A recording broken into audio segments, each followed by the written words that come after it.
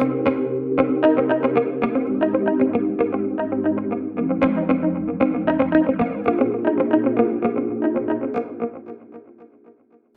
a year ago, I went to pizzeria and I talked with the owner, and he said, yeah, we are making much more money now because of the restrictions, everybody ordering online.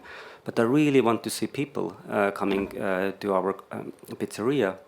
And I have to say, I'm very happy to be here with other human beings and not sitting behind the screen, as I really, yeah, I'm happy to see Steve after like 3 years. I haven't seen him because all of those traveling restrictions.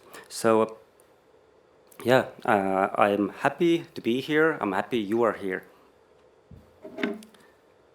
And my talk takes us, yeah, I have to actually, takes us maybe back to the past in a way, not blockchain or not so much about futuristic technologies.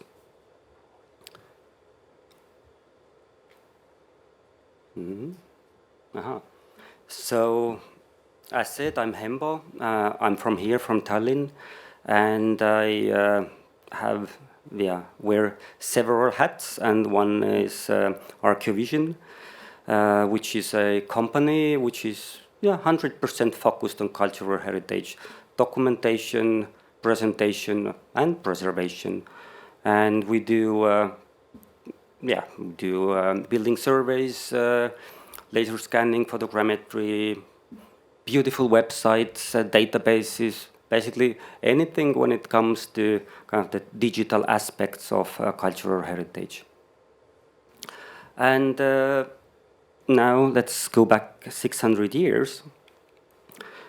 So this is the time when first cabinets of curiosities appeared in Europe, and they are predecessors of our museums nowadays. And I think we can say there has been actually very little change when over the 600 years when it comes to the key element what museums do, which is telling a story of the object. Saying that, we've seen, you probably visited some of the museums here in Tallinn. You see that there are less objects actually on the display and more interactive displays, screens. Also, our lives are moving more online, and there are ideas spread, concepts created, and even subcultures which only exist online without any physical objects. But my talk today is not about what museum is or how the displays should be organized or what one can consider as a museum object. So my talk is about the link between the digital world and the physical world. So what do I mean by that? We are very used in a museum environment to mark or give accession number to our objects and write them down on the object itself as well as to the catalog, or nowadays we call it content management or a collection management system, and describe it and keep a note about everything what's going on with the object. And seems very simple and a robust system to kind of keep track on our objects. And it is. But it's a bit slow in this kind of hybrid world we live in, where when it comes to making queries or making an inventory of, for example, 10,000 objects. So having a collection management system where you can query your data Spending like a 1 second versus 5 seconds per query makes a big difference. So imagine 14 hours versus 3 hours. So it's a big time saving when it comes to your stuffing requirements. And scale this to the collection what totals millions of objects. So then we might talk about 14 months instead of 3 months, or 3 months instead of 14 months. So how this could be achieved? We've been working with 3 Estonian museums, Estonian War Museum, Olympics and Sports Museum, and the Coastal Folks Museum. And we've been utilizing their machine-readable barcodes to speed up their inventory process as well as digitization process. Yeah, you can say that what's the innovation there? Barcodes have been around at least 30 years. And we see them, we use them every day when we go to do our shopping. Usually, those barcodes are used to speed up different processes, to make cashiers work faster, or in warehouses to find things quicker. And also to eliminate human errors. So in a museum world, this means, or could mean, or a wrong information could mean losing your object, for example. As we see those solutions in the shops, libraries, and warehouses, we've been really wondering why this hasn't taken off in the museum world. With the Estonian War Museum, we had a project some years ago where we visited different museums here in Estonia, as well as other like Northern Europe and in Europe. And museum in Stockholm, they presented their content management system, which is called Primus. I think it's used in several countries, in Nordic countries, and what I understood, only 3 museums, and there they have implemented the barcode in their system, and only 3 museums are using it. Also, I had a chat with someone from Veron Systems. They run their own content or collection management system called Veron CMS. Again, he said only 10% of their users are actually using the barcode capability for object labeling as well as for location like a management. And then another museum we visited, or kind of the collection or the warehouse we visited in Vanda, Finland, collection and conservation center there. So they use barcodes for their objects there. But where did we start from? I spent like 15 years ago, or about 15 years ago, I spent couple of summers, or even more, in Italy near Rome, in Portus, which is ancient port of Rome. And after the first year, I was looking after the photographic archive or database, as well as the finds the database. And I realized like how much time we actually spend, and myself included, just writing things on a piece of paper before, and then typing it into the database. So doing the record shot there, first someone is filling the label with information, then it's entered to the finds database. Then when I'm doing the finds photography, I fill it into my metadata. And then finally, those two things kind of will be linked together. And I already at the time I came up with the idea using the barcodes for archaeological finds.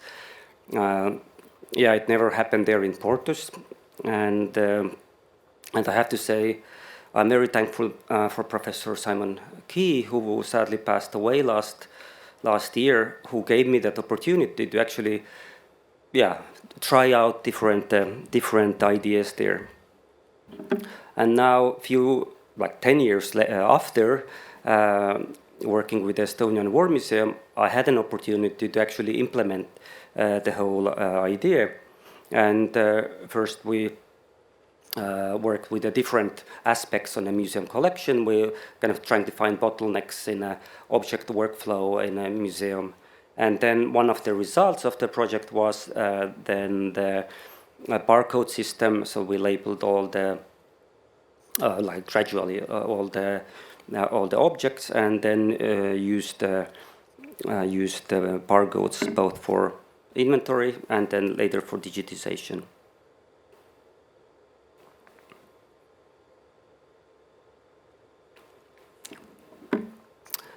But as you've been already introduced, at least it has been in several talks, the Estonian Museum Information System MUIS, which most of the museums in Estonia have to use, or even if they don't have to, they use.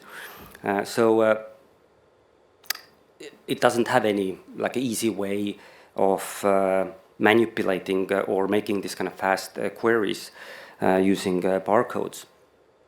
So we came up with our own solution, which is a Google Chrome extension, which basically adds a small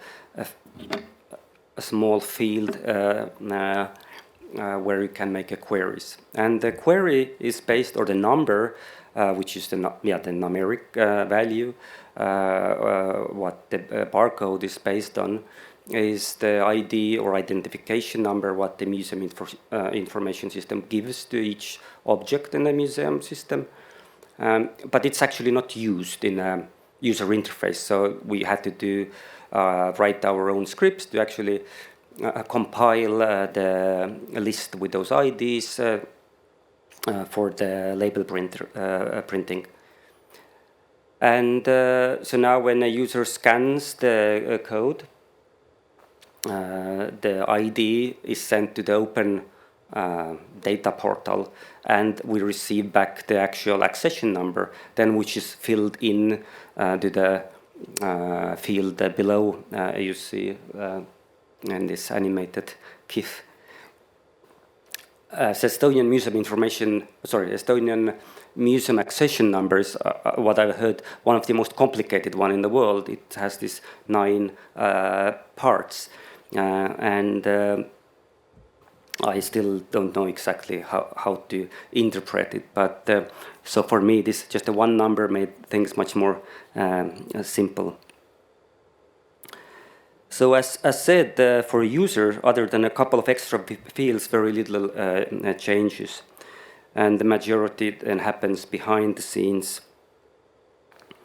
And with some queries, especially when it comes to the inventory process, we also do some pre-selecting, and even we don't do it at the moment, but we could pre-fill some fields already for the user. So it speeds up the process quite a lot.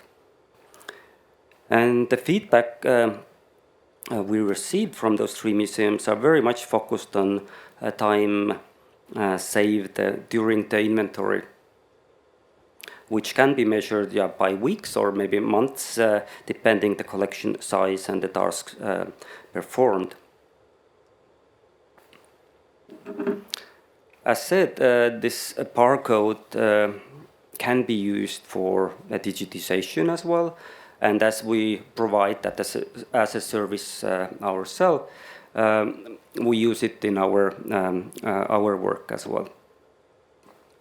So the barcode is read automatically while while the photograph is taken, or if the code is too small, you can scan it manually.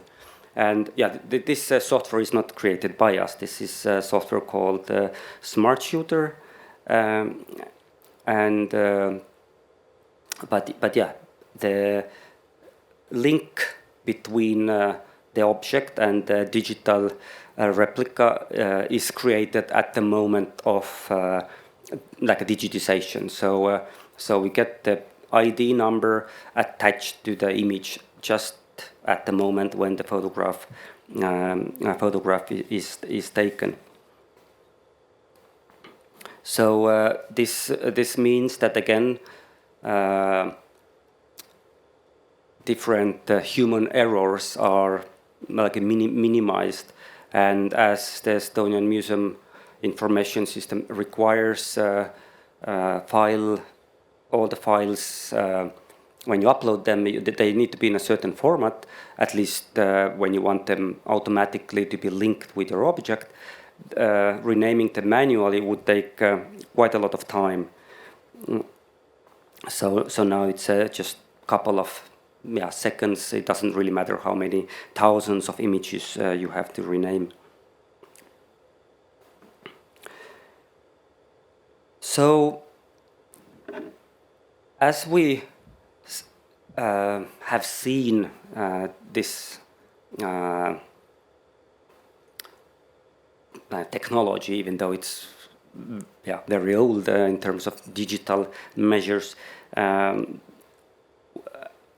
we've seen it's really working really well. It really helps museums to save time and eliminate some tasks, maybe not so intellectually stimulating tasks, what the museum workers have to do. So why it's not used? And my interpretation is based maybe the feedback I've received, as well as working in academic institutions with the different kind of digital project, is that it's sometimes tricky to change the behavior or the way of working if you've done it like decades. So it's much more easier to kind of invest, lots of money into a new digital exhibition, so there is no problems there to spend money. But when it comes to changing the working behavior, I've realized that there are much more tricky to kind of find a way in. For example, again, it's a real story. The initial drawback of implementing the barcode system can be the cost of label printer and the barcode reader. So even though the initial expenditure to improve the process as seen as a restriction and too high cost for some to implement this new way of working. But again, when implemented, the initial outlay of funds for base equipment is incomparable. The increased availability of staff and time saved as a part of this new process.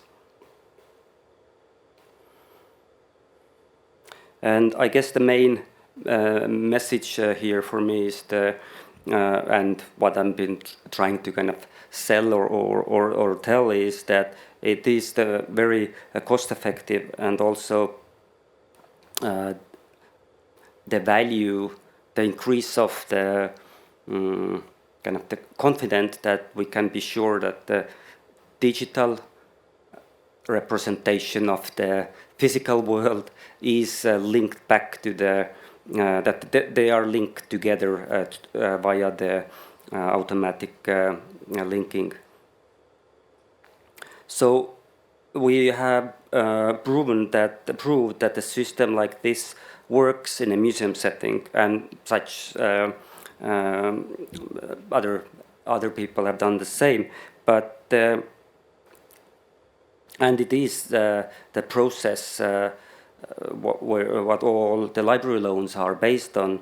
As well, we can see it in shops and everywhere else. But it still lacks kind of the trust in the museum world.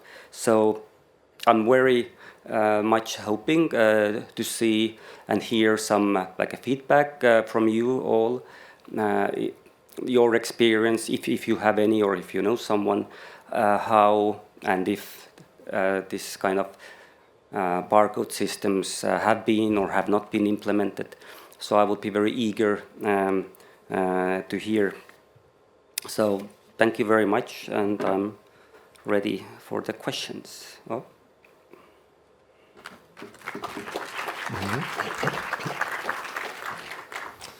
So thank you for showing us a little workaround into the system. Can we have a little show of hands? Who has come across a barcode in a museum? Wow, most people I'm surprised. Online people can also wave at screen. And there is a question at the back there.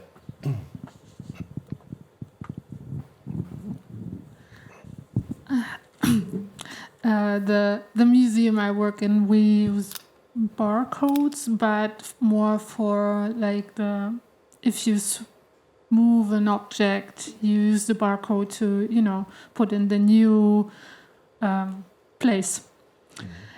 What I was wondering is, you said it's time saving, so I didn't really understand if the barcodes already were there, or if you also printed them out and attached them to the objects, because this is very time consuming. Yes, you're right. In all those three cases we've been working with, the barcodes were attached either during the inventory process or during the digitisation process. So the items were not taken from their shelves just to attach the label, but there was other tasks kind of included as well. So in a war museum case, they were done even first the label, inventory, and the photographing. I think they were done all together. Yeah. Mm-hmm. So yeah, this is definitely maybe one of the, not the drawbacks, but one of the initial investments. You have to find a way that you lower that your time investment. Yeah. Mm-hmm. Online, there's come a suggestion to look at the UK Science Museum and their recent major store move project that used barcodes to speed up workflows. There's a link to that project. Everyone who can log into the workshop can get the link from there. All right, thank you. Mm-hmm. Any other questions? Not that. There's one from Mika. Can we get the microphone down here, please?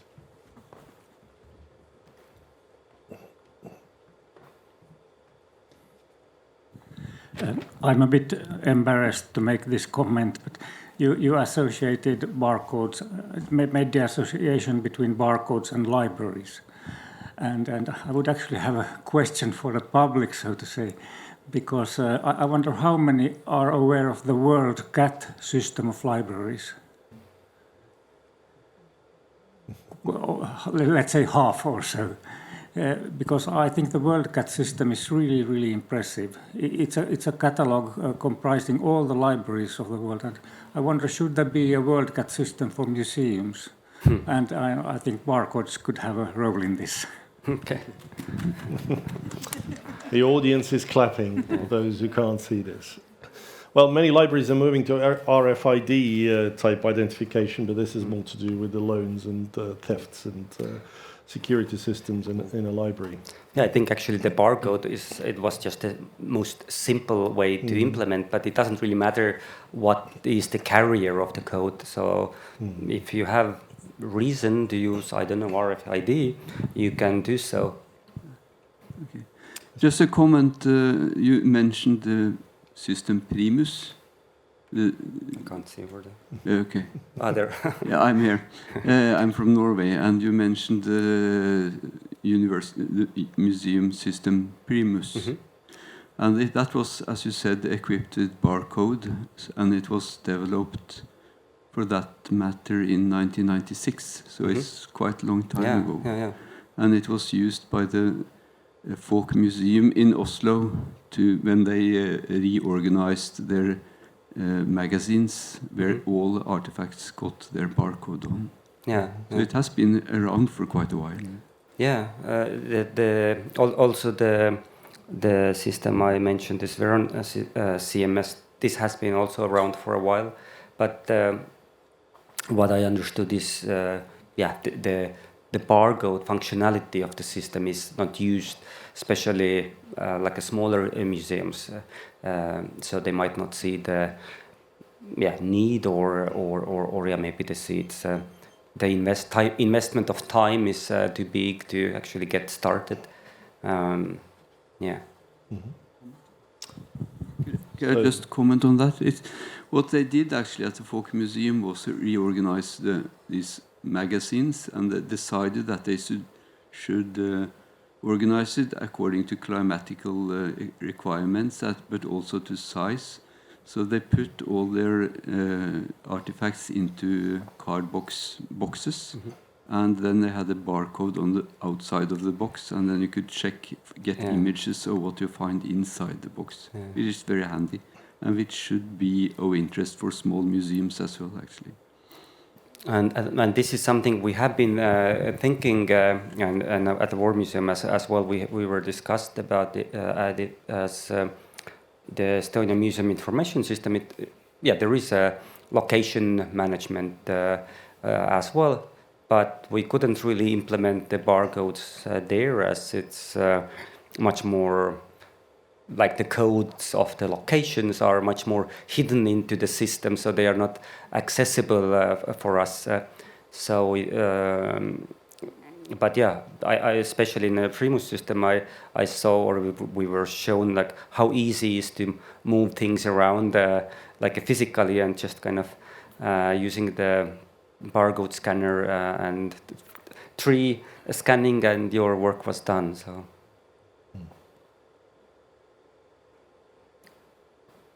Okay. All right, thank you. I think these are all the questions we had. Thank you. Okay.